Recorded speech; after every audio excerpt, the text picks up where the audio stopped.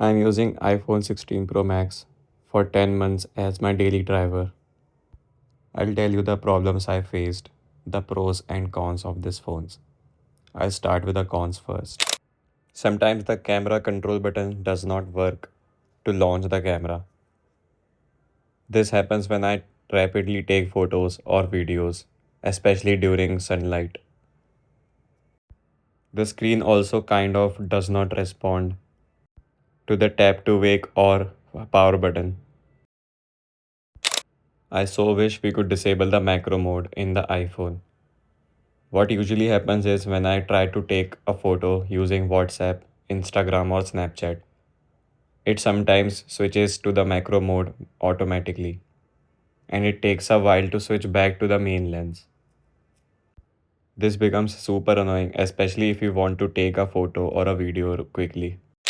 Sometimes the screen brightness can feel a bit low, especially during the outdoor sunlight, as it can drop the brightness in the outdoor sunlight. The same can also happen when you are using camera in the direct sunlight. The 16 Pro Max has a 6.9-inch display and it is quite big. I have decent sized hands, but sometimes I struggle to reach the corners of the phone. This can become even frustrating if you are using a bulky case. But the display quality is simply amazing on this one. It has a Super Retina XDR OLED panel, and the big 6.9-inch screen makes the multimedia experience even better. Watching movies, sports, or let it be any media consumption, the 16 Pro Max has got you covered. The inky blacks, contrast, color reproduction simply won't disappoint you. Some people might not like the dynamic island notch, but for me it is not distracting. The display is neither dull or saturated. It sits in the middle and it is very color accurate. The cameras are very good on iPhone 16 Pro Max. I especially love the 5x optical lens.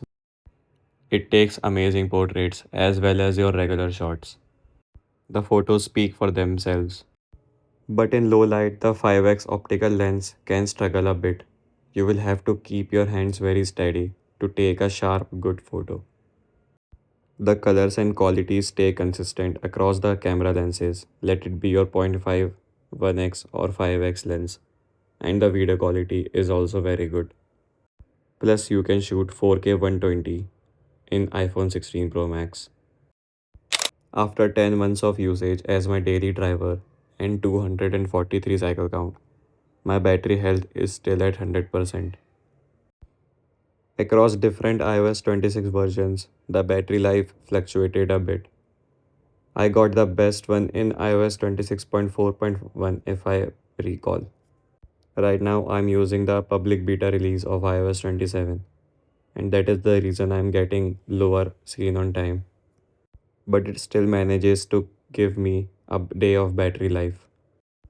Battery life is not going to be a concern for iPhone 16 Pro Max. Speakers are very loud and good on iPhone 16 Pro Max. The lows, mids, highs are well separated.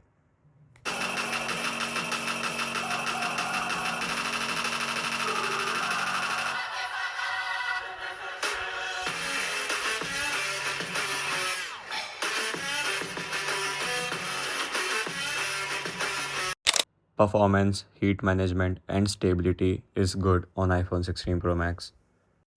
Sometimes it does get warm a bit, but for the most part, it stays cool. It gets hot around the camera, but it rarely overheats. And right now, I am running the public beta release of iOS 27, and still, I have not really noticed overheating issues on my iPhone 16 Pro Max. The build quality is rock solid on iPhone 16 Pro Max because it has titanium frame. But if you are going to get the black color, then you should be careful because there can be color chip off issues. If you want to go caseless, then I would not suggest you the black titanium color in 16 Pro or Pro Max because the color can chip off very easily if you're not careful.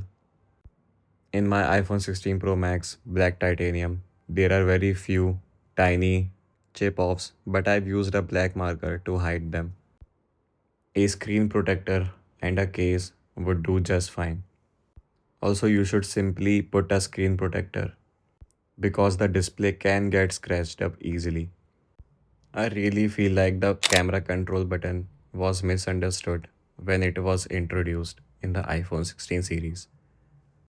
Once you get used to it, there's no going back really. I've made a separate video on camera control button. Watch it to know about the benefits of camera control button. So should you buy the iPhone 16 Pro or Pro Max in 2026? Well, Apple does not sell the iPhone 16 Pro or Pro Max officially, so it won't be that easy to find a brand new iPhone 16 Pro or Pro Max. Your only bet would be second-hand option. And in that case, the iPhone 17, 17 Pro or 17 Pro Max are also available. But if you can get iPhone 16 Pro Max in good condition, then it is still a very good pick in mid and late 2026. If you have any questions related to iPhone 16 Pro Max, please ask me in the comments. If you found my review helpful, please drop a like and subscribe to my channel for more updates. Thank you so much for watching. Peace.